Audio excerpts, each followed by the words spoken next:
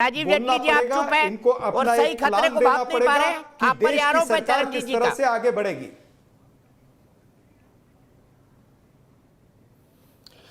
नहीं, बिल्कुल मैं समझ नहीं पाया कि कांग्रेस ऐसी बात कैसे करी। ये पूछ रहे हैं कि ऐसी हत्याएं क्यों हो रही हैं, ऐसी परिस्थितियां क्यों पैदा हुई हैं। ये तो सारा देश जानना चाहता है कि ऐसी परिस्थितियां क्यों पैदा हुई थी। अगर ऐसी परिस्थितियां पैदा ना होती तो शायद ये भी आज सक्रिय होते, राजनीति में कहीं ना कहीं इनका भी स्थान होता, जिंदा होते पॉलिटिकली।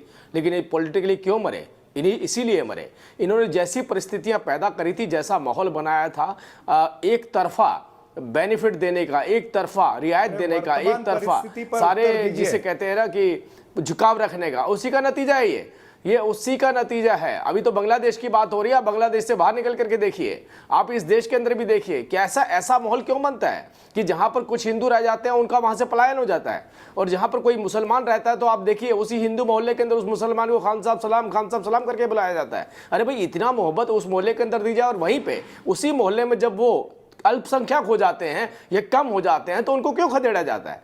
ये तो चर्चा का विषय होना चाहिए। और मुझे लगता है कि ये एक बड़ी चुनौती इस देश के अंदर भी पैदा हुई है, ये केवल बांग्लादेश में नहीं।